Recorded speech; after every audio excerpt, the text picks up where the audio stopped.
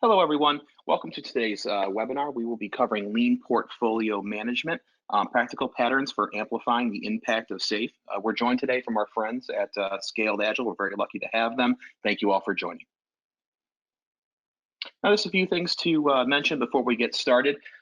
You can hear us, but we cannot hear you, obviously, but you can make yourself heard during this webinar. There should be a questions panel on your GoToWebinar screen, which you can use to ask questions at any point during this webinar if a question comes to your mind, and we'll have a designated session at the end in which our presenters today will read a question aloud and then answer it together for all to hear. And then also, we are recording today's webinar, and everyone who registered will be sent a link to view the recording later on. So if you need to leave early for any reason, just know that you will receive a recording later on. Now, just a few tidbits about Quint before we jump into the content today. We're founding members of the Lean IT Association, DASA, also down the sort of lean-agile track as well. We've also been selected as the world's best outsourcing advisor for several years in a row now in helping companies, restructure their, IT departments, for example. And we are where you are. We have over 200 consultants that deliver projects in over 49 countries around the world.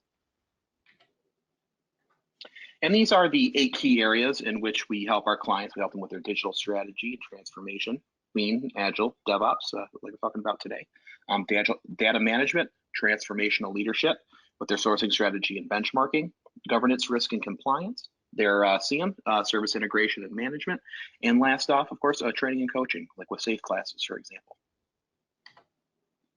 And without any further ado, I'm going to hand things over today to our first presenter, which is our friend from Scaled Agile, Andrew Sales. Andrew, thank you for joining us today. Thanks, Alex, and welcome everyone to the webinar. Just a quick overview of what we're going to cover. We'll start by looking at some of the key responsibilities of lean portfolio management, share some techniques around defining a vision, establishing flow, putting in place some lean budgeting practices. And then in the second half of the webinar, Kevin will cover some real-world implementation strategies and share a case study with you. So perhaps a good place to start is just by thinking about the bigger picture and thinking about the question of why is it that so many organizations are currently undergoing transformations to change their ways of working. And really the goal that they're aspiring to is to become a lean enterprise. And by that, we mean one that is able to thrive on digital disruption, one that can be responsive to change, and one that's able to deliver value to their customers at the speed that they demand. And one solution to these challenges is the Scaled Agile framework. It's currently the leading framework for enterprise agility, and it brings together principles and practices across a number of bodies of knowledge, lean, agile, and DevOps. And all of the information within the framework is freely available simply by visiting the website. And also there you can find case studies where organizations have shared their implementation journeys and also some of the business results that they've achieved. Now, one view we like to take of the Scaled Agile framework is via the big picture. And this really acts as a visual guide to the framework itself. If you visit the website, you'll see the SAFE big picture. And behind each of these icons, you'll be able to access further information and articles to help support your SAFE journeys. In addition to these principles and practices, though, SAFE also describes 5 core competencies. So what are the 5 core competencies of a lean enterprise? And you see these as the circles at the bottom and up the right-hand side, starting, of course, with lean agile leadership, which is about leading the change, empowering the teams within the organization to embrace these new ways of working. Then we have team and technical agility, which is our cross-functional agile teams, focusing on technical practices to make sure we're building quality in at every step of the way. And then as we go up, we start thinking about DevOps, release on demand. How can we build a continuous delivery pipeline to ensure we can release when our customers and the business demand it?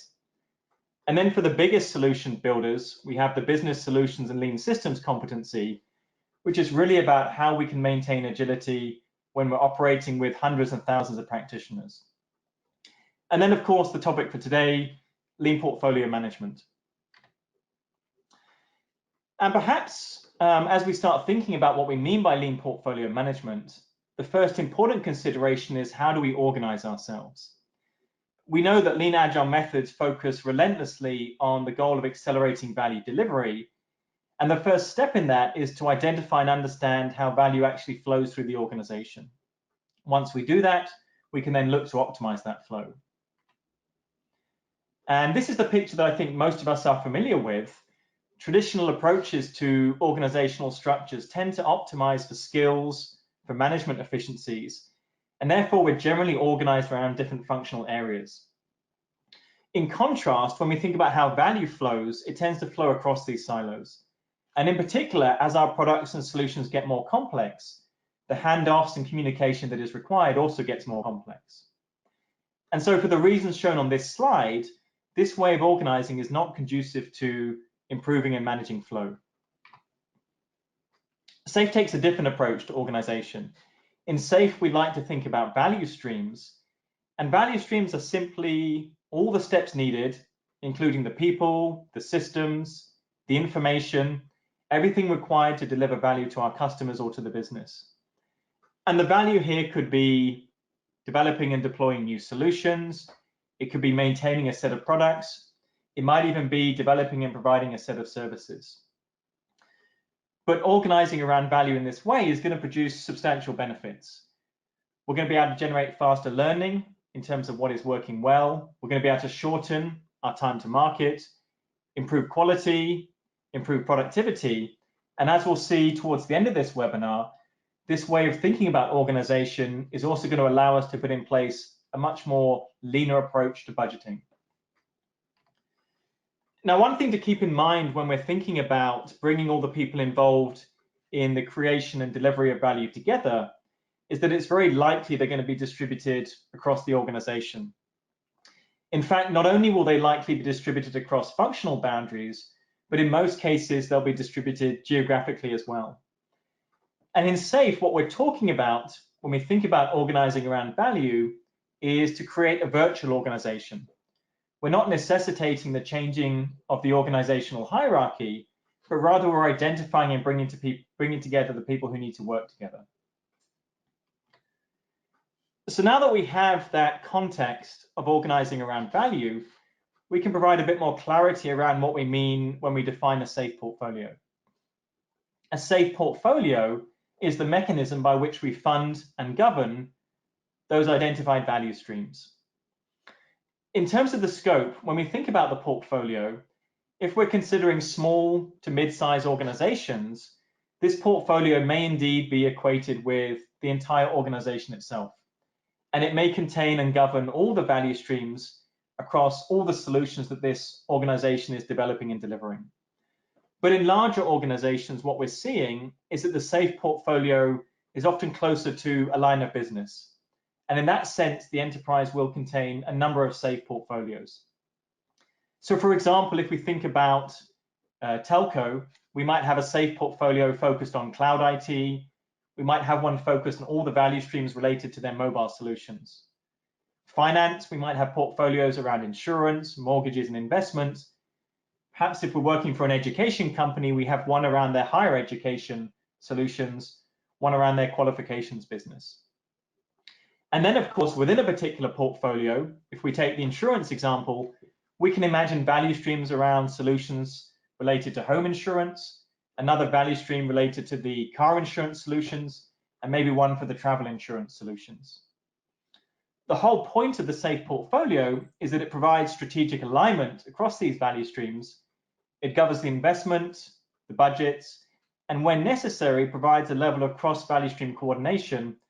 And of course, it takes responsibility for improving some of the larger initiatives that the organization will be working on.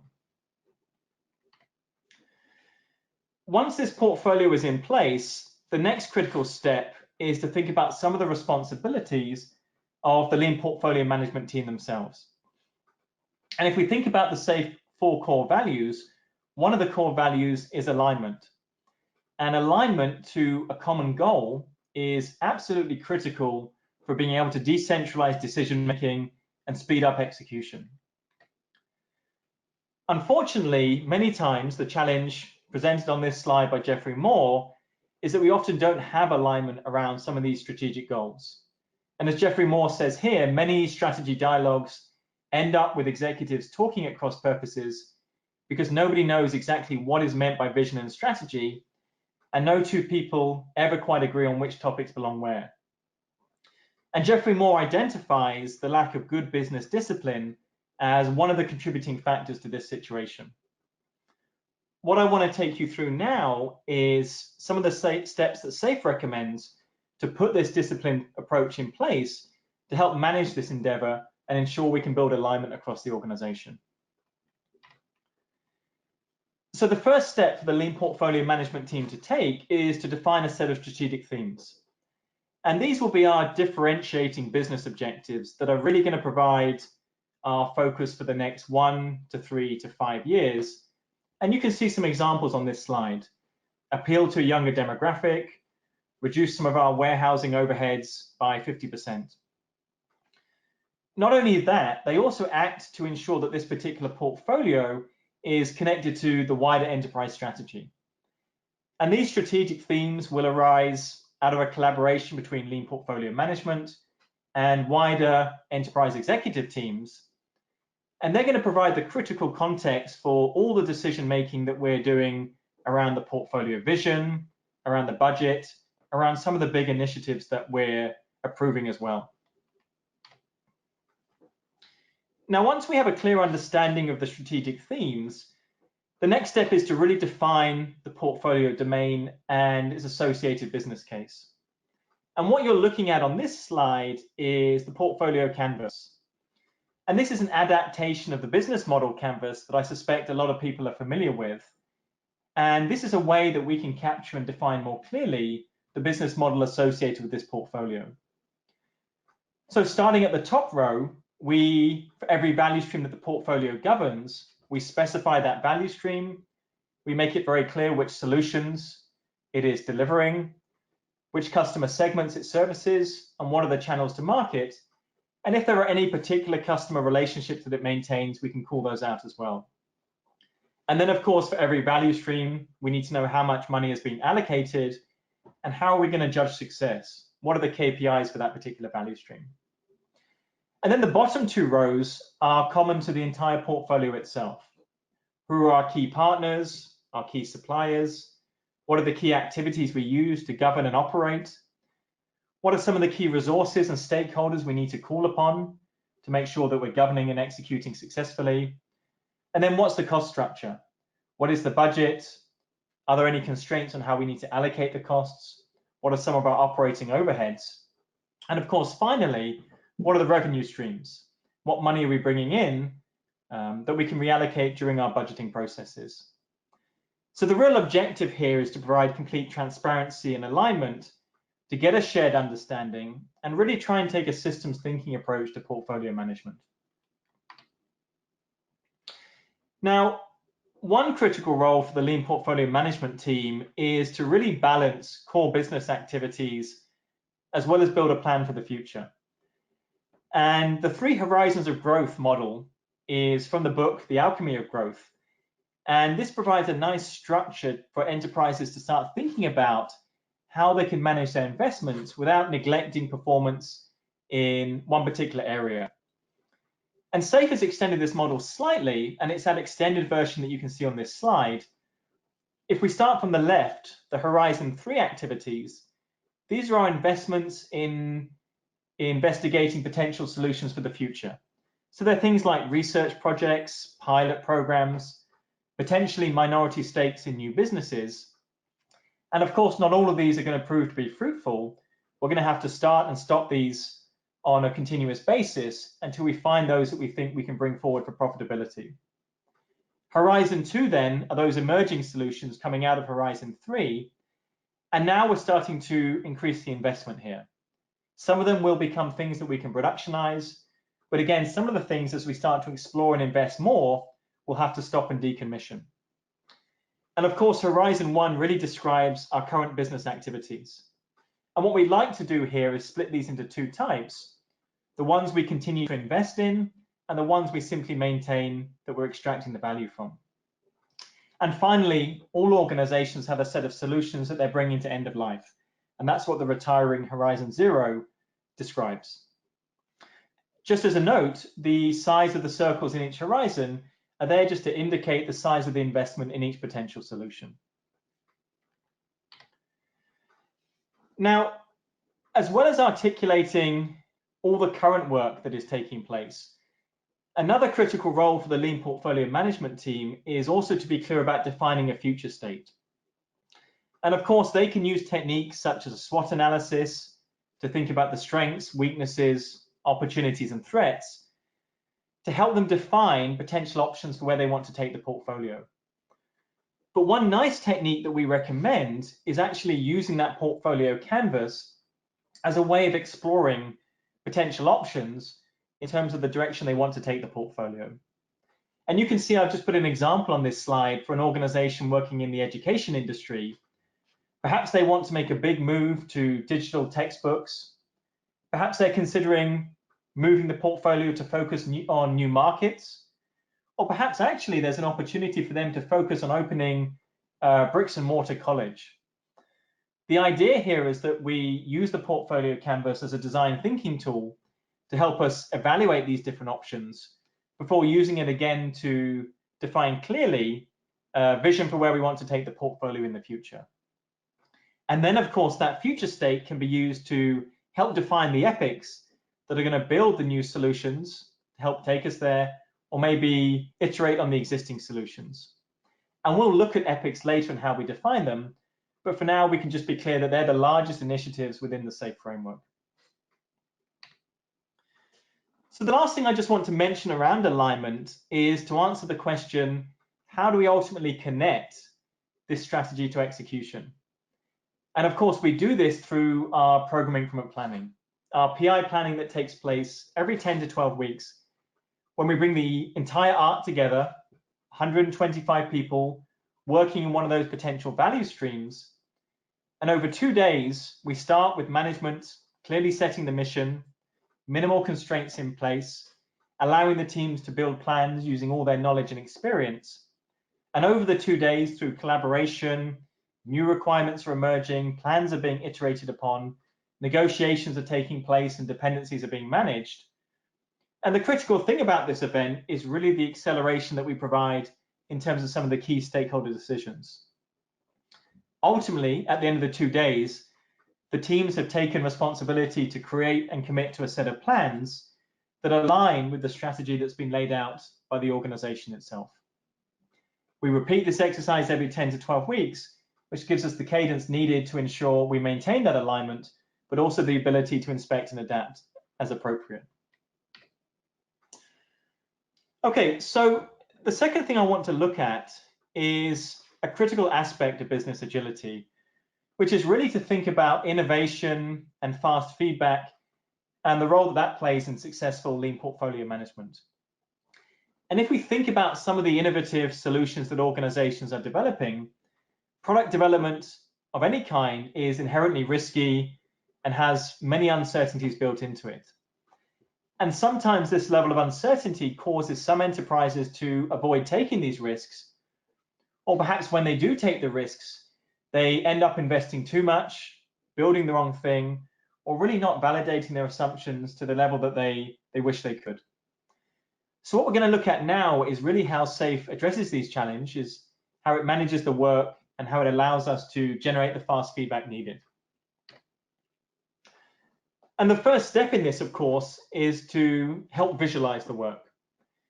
Defining a portfolio Kanban, like the one we can see on this screen, really helps to put in place a lightweight process to support analysis, decision-making around the entire EPIC approval process. And it provides the transparency we need to really understand what is important for the business right now.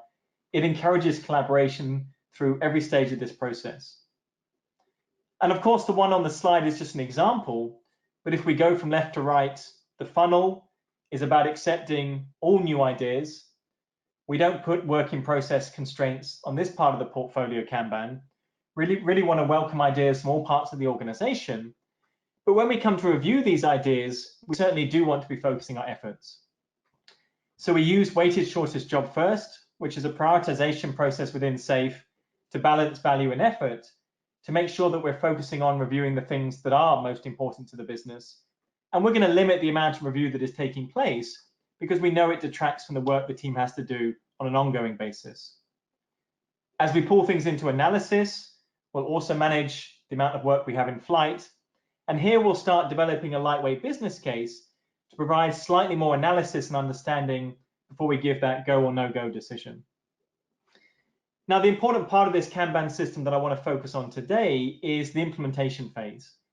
And what you can see here that we're going to look at in more detail is that SAFe implements the lean startup cycle within this part of the process. Now, if we think about the lean startup cycle, a critical term taken from the book by Eric Ries is innovation accounting. And he talks about the innovation accounting framework consisting of 3 critical activities. We have the MVP, the minimal viable product, which is the smallest thing we can develop to get and generate some learning. It helps us to establish a baseline, to test our assumptions, to gather some objective metrics. And then we can either, based on that metrics, tune the engine, make some small adjustments to help us iterate towards our goals, or perhaps we make a decision about whether to pivot or persevere. Perhaps we need to decide whether to continue, to extract further value, or perhaps we need to stop and move on to something else. And in order to put this learning cycle in place and be able to make these decisions, we need to implement a feedback loop, what Eric Ries refers to as the build, measure, learn feedback cycle.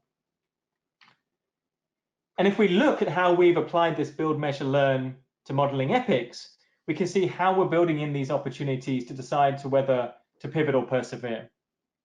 So what we have here is the epic beginning its journey by defining an MVP. And of course, in SAFe terms, incrementally delivering an epic is about dividing it into features. So for SAFe, we define an MVP, which is a small set of features that we can deliver in order to validate or invalidate our hypothesis. Once we've evaluated the MVP, we can then make that critical decision.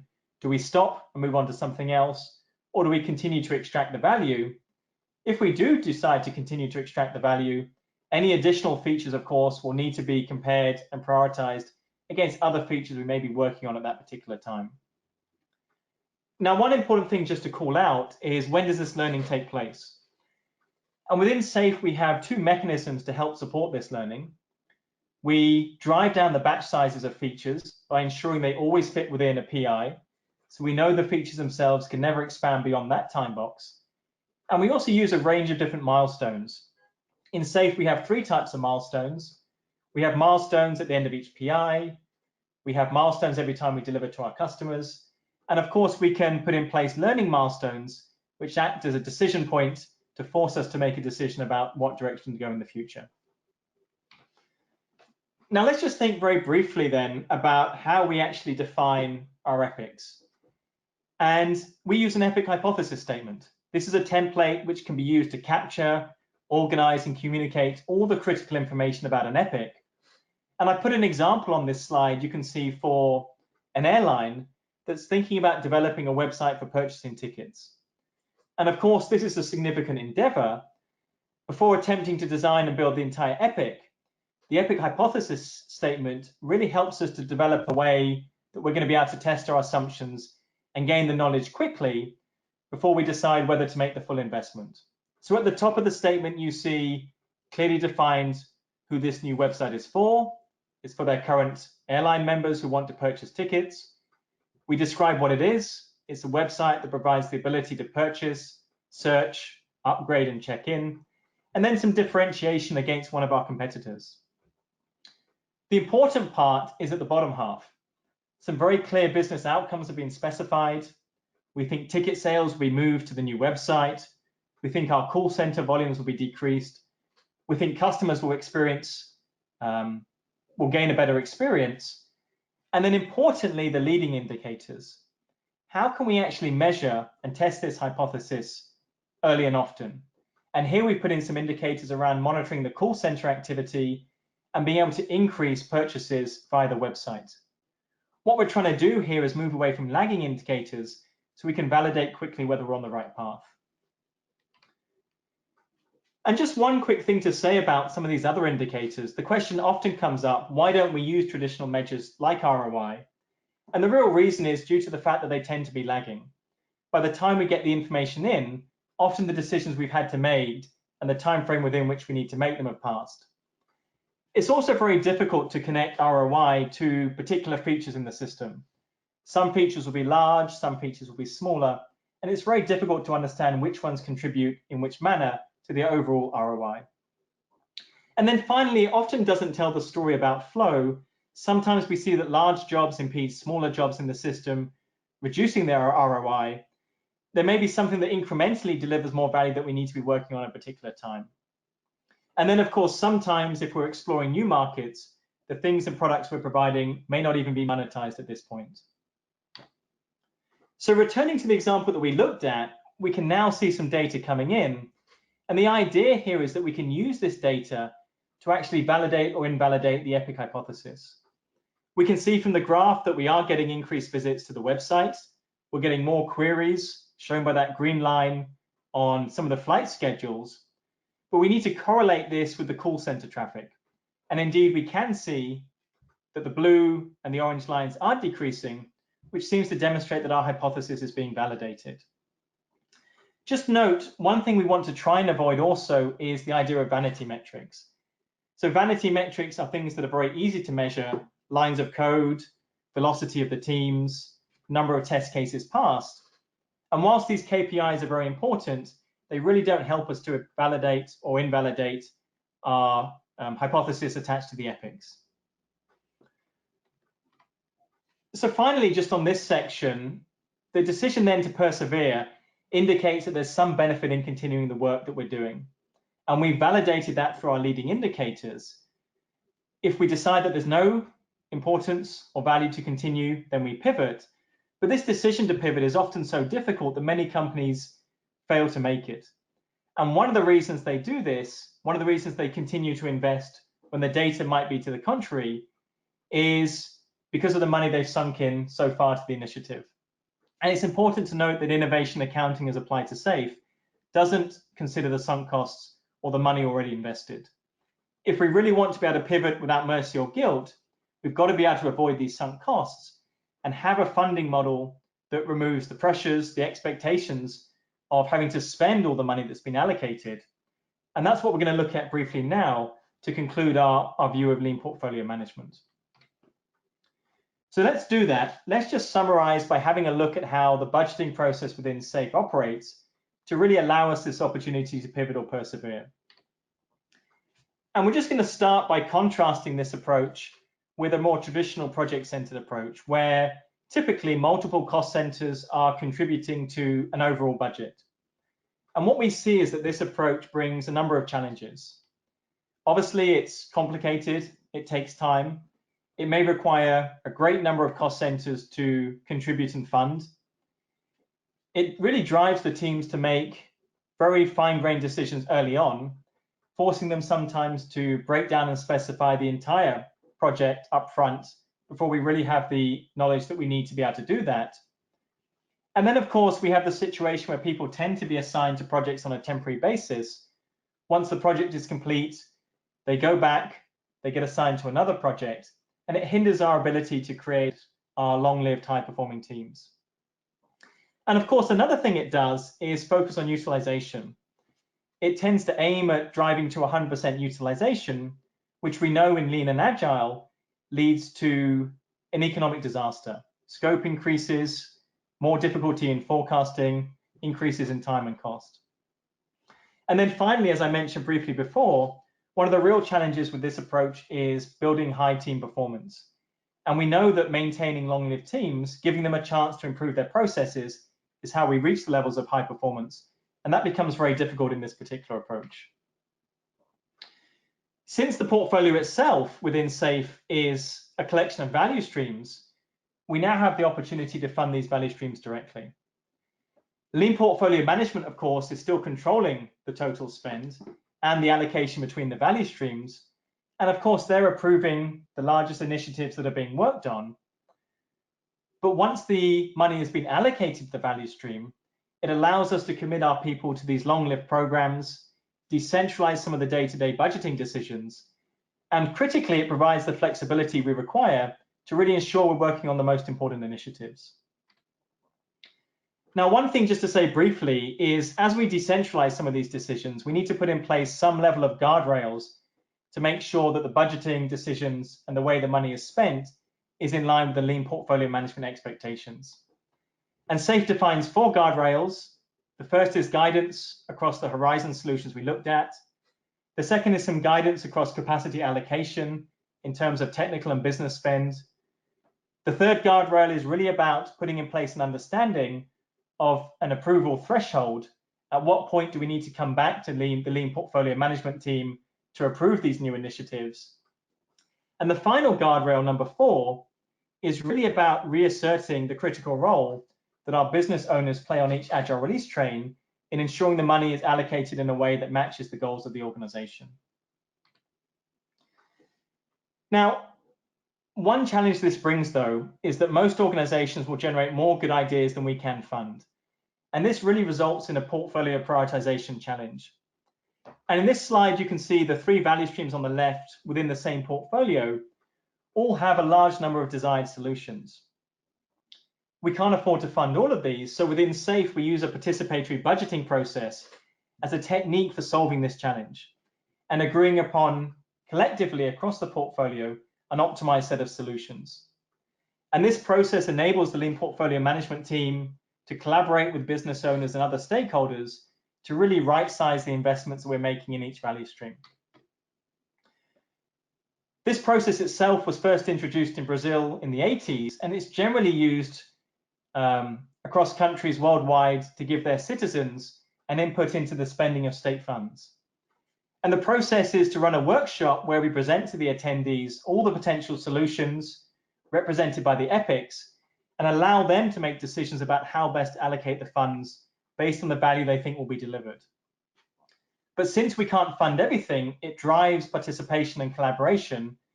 And more importantly, participants from the different value streams have to collaborate to pool their budgets to support some of the largest initiatives.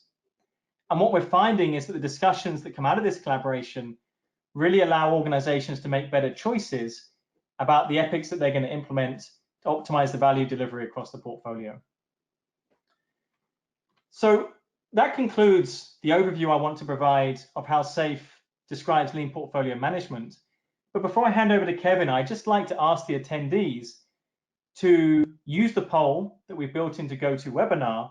And you'll see when you look at that poll, there's 5 different dimensions, which are representing 5 levels of maturity from sit to crawl to walk to run to fly.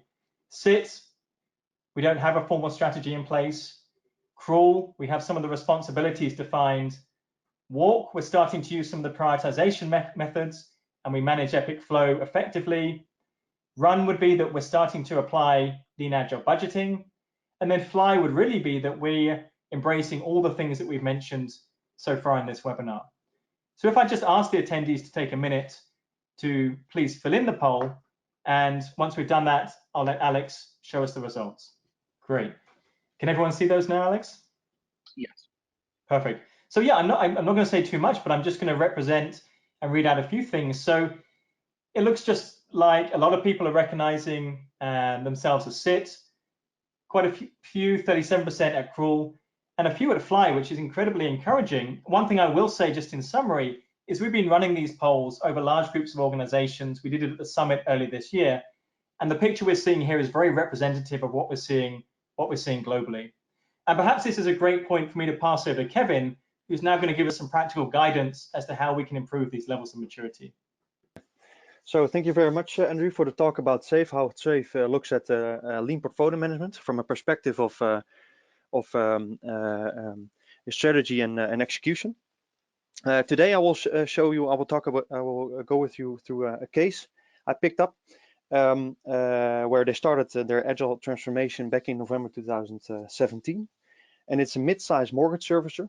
It is a small IT department and around 400 to 500 people in total, including the business, where they were lacking around, okay, guys, we are in a service provider, a BPO organization, looking for some structure in realizing value to the customers. In that sense, those were more or less the starting point of our adventure at this typical company. And one of the main problems is that they had completely no alignment between teams and portfolio, and they have this structure where project managers were running around with Gantt charts. Similar cases we did with larger organizations in finance and also some other service organizations. But today I want to walk you through most of the steps we did in with this typical company. Looking at what was really the problem when we entered there in the November 2017, where they originally launched their agile transformation. It was team-based, so locally they have dedicated team areas focusing on how to get the process rolling. But short after that, it was quite clear that the overhauling structure around those teams were more or less trying to figure out how traditional project management was working with an agile way of working. There was no overview or no uniformity in realizing projects. They still called it quite projects.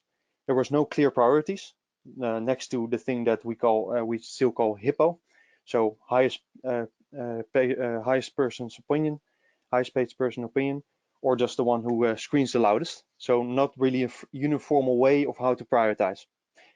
They already had, because if you look around SAFe and what Andrew told us, they had the role, or more or less was a function already in place, called business owner, who are representative or responsible for a certain business line, not really products, but they had this typical role in place already. But the problem here was they were siloed. They were not working together.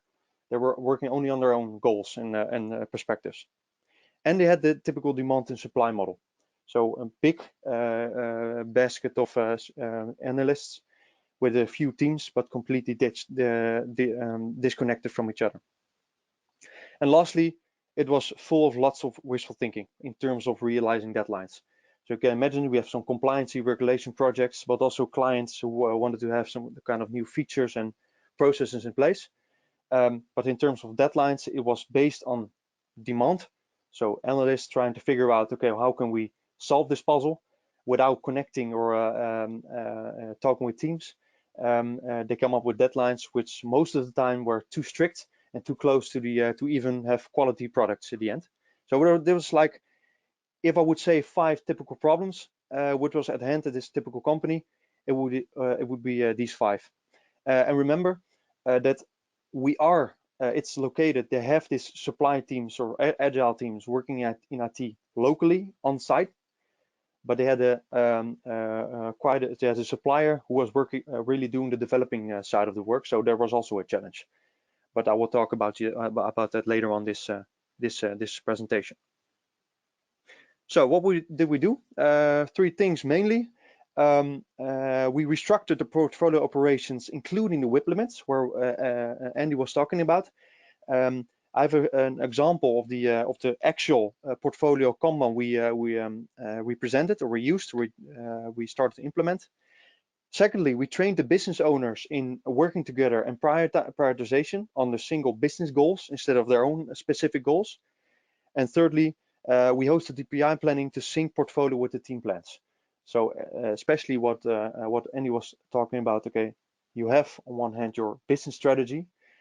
You want to have some kind of flow on portfolio level with the largest initiatives, but then the next challenge comes, how do we actually start working with them? So we also use the PI planning as a method to bring them into one synchronized endeavor. So on the right side, the actual picture on there is our portfolio wall, including the team walls next to it. So the blue card will be the teams, and the yellowish cards will be the portfolio layer with the different columns. And the thing is, we implemented this in a so-called OBEA room, like a war room for the organization, where in one instance, the management team or anyone who's interested in how's the organization is going can walk in the room. And the best OBEA rooms, war rooms, is self-explanatory. And in one instance, all of the walls tell you, where are we in the process? What are we doing? What are we achieving? So this is one of the portfolio wall in this typical room. Well, looking at, we restructured the portfolio operations with the work in process limits. Firstly, we actually talked what Safe says about the they suggested about the typical Kanban. We just started working with them. Their previous portfolio operations was more or less one basket full of everything. Big, small, interesting, high value, low value, complex, simple projects, started, not started, etc., etc., etc. And we started first, okay, that was like the first instant, okay, what are we doing now? Filtering out the current situation, the future situation, and the situation which are already passed. So projects which are still continuing but already dead. Projects which are finished but still for somewhat not really finished, to filter those out and see, okay, what do we get here?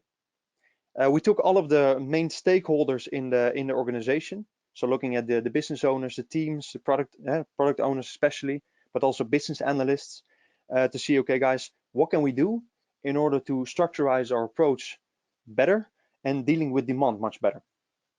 So we have the same kind of idea. So the funnel, the thing was that we explained about the Obeya room to the whole of the organization, meaning that everybody which has a good idea about where are we taking the strategy further in terms of projects or ideas or initiatives or epics, they can post a sticky note and paste it on the funnel column and see afterwards, okay, is this something which brings us further to our vision, or something that's really a good idea but maybe later, or nothing at all. But more or less it's like an entry area for the organization or people inside the organization to be really transparent, and if you have a great idea, come in and share with us. If an idea is really picked for picked for implementation or analysis, is being shifted to review, where business analysts and some product owners and maybe some developers figuring out, okay, what kind of idea is this and is it really worth it? Andy talks about the epic hypothesis statement. You can use that. It's very good because it forces you to really get to the point on what you want to achieve.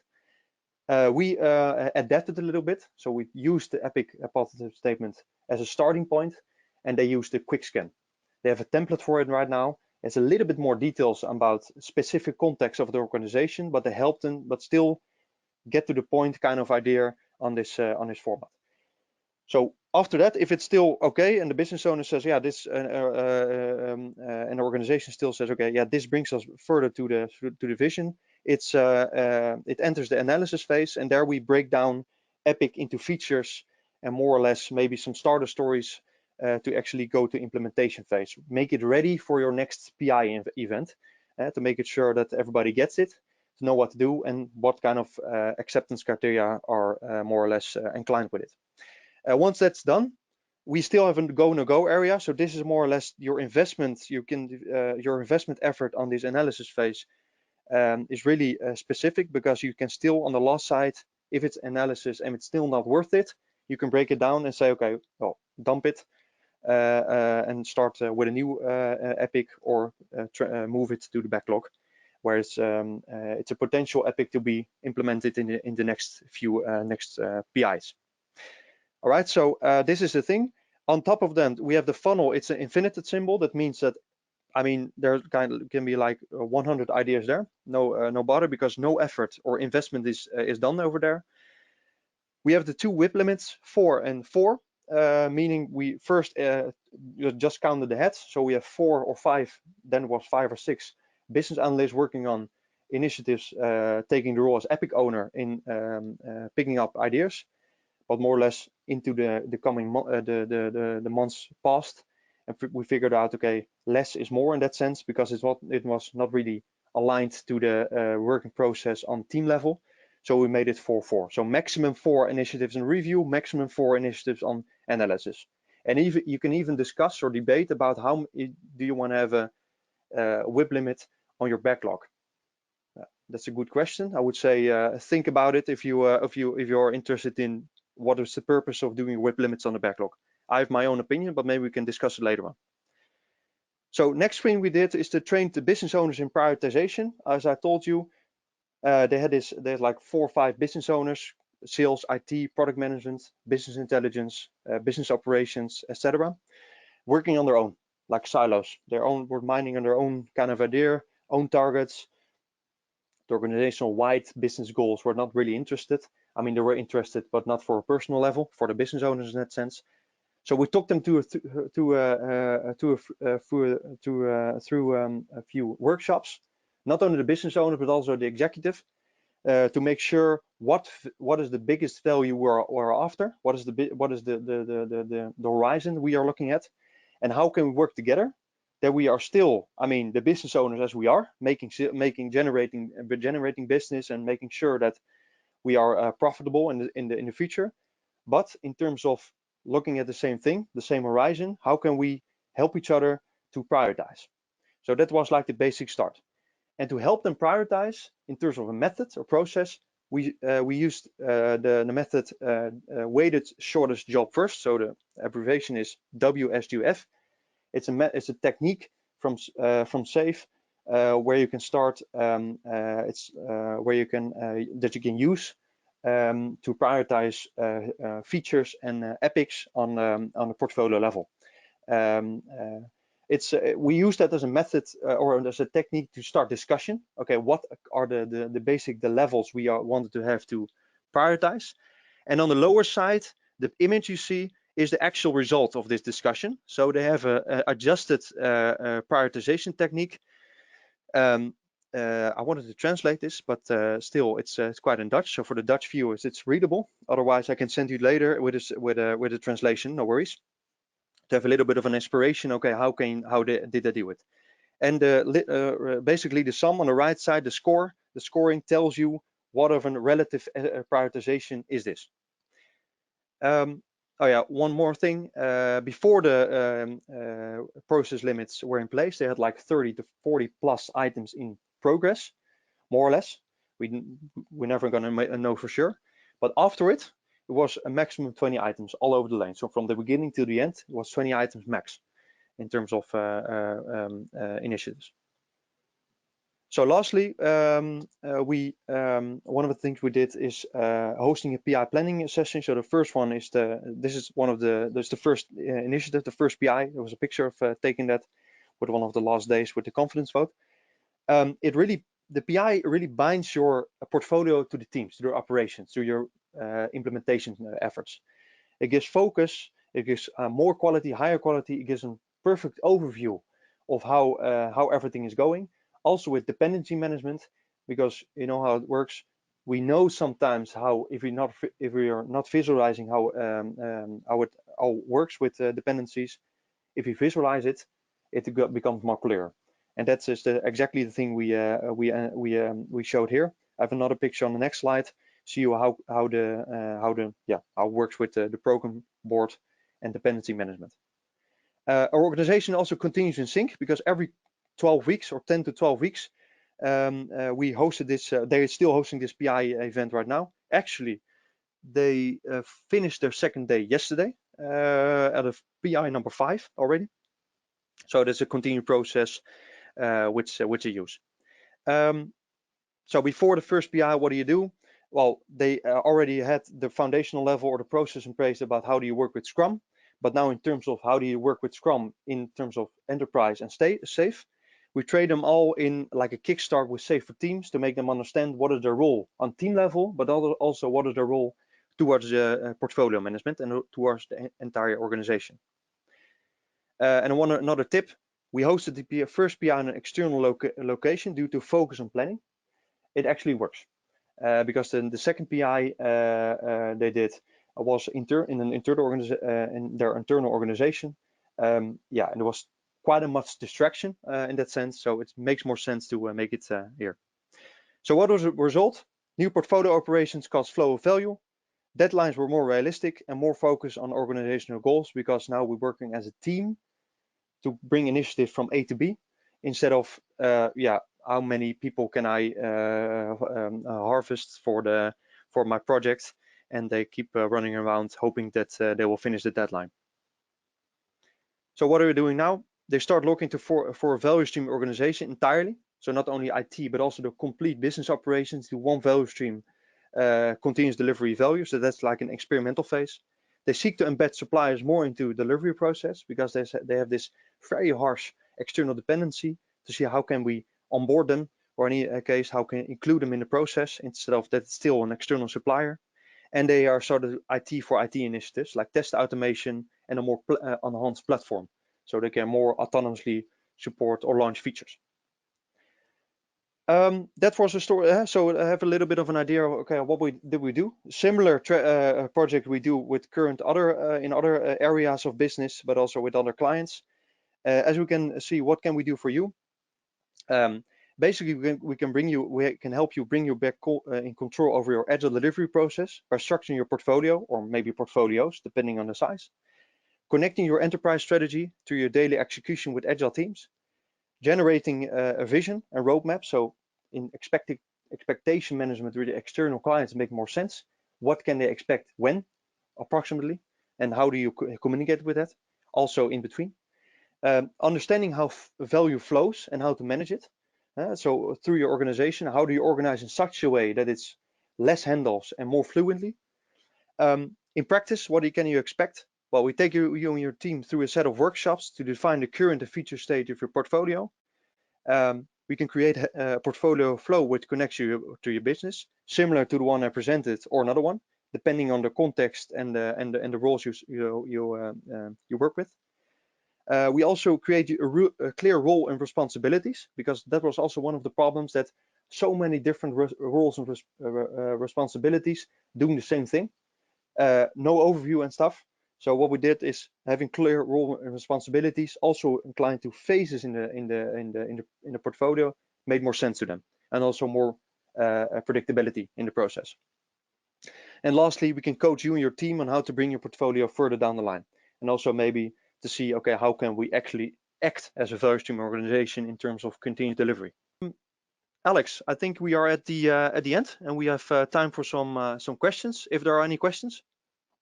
Indeed, we do have a couple of questions, and we'll jump right into the first one here, which is, what kind of challenges are you seeing with organizations that are looking to implement LPM, Lean Portfolio Management?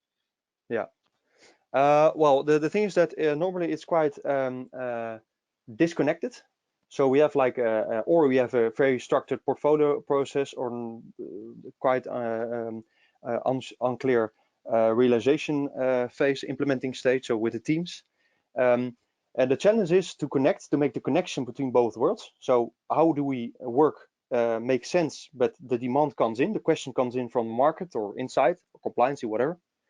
And how can we break it down in such a way that it's still agile, and make the teams make it so that it makes sense for the teams to start working with it. So that's like one of the challenges. How do you make the connection, and when? What is the role of the teams in your portfolio, and vice versa? But also the role of in this terms was the business owners, because they have like 5 to 6 business owners who were steered or expected to generate business on certain areas. That's like how they did. But the thing is that, how do you make that into one team, and how do you connect it to your business strategy to actually, because if you have the process, I can tell you, if the process of the portfolio management, just what Annie was talking about and what I was talking about, if that's in place, just the process, it looks great, but it doesn't really work, because it's all about the input and output and people working together. So that's like one of the biggest challenges two of the biggest challenges I see in implementing lean portfolio management. Yeah, maybe I can just add a few things. I completely agree with what Kevin said. In terms of some of the things we see when people start to implement these new practices, I think one of the early challenges is just how much work is in flight across the portfolio. And things like the portfolio Kanban, the WIP limits, using the epic hypothesis statement as a disciplined and consistent way to capture what is happening is a really great first step. It kind of gets everything under control. And then I think the biggest challenge that we see, or one of the pieces that is most challenging to organizations, is that budgeting approach. It's very easy, of course, to talk about it and to have aspirations of moving away from a project-based approach to funding. But if we're not able to put that into practice, then we often are forced to continue in our current ways of working, in terms of defining everything up front, continuously moving people around from one project to another, focusing on things like utilization, and really not getting the benefits of this pivotal persevere, this agile mindset that we talked about during the slides. Great. Okay. Good addition. And in the nature of time, guys, we're going to have one last question here today before we wrap up, and that is, what frequency is it recommended that lean portfolio management teams meet? Yeah.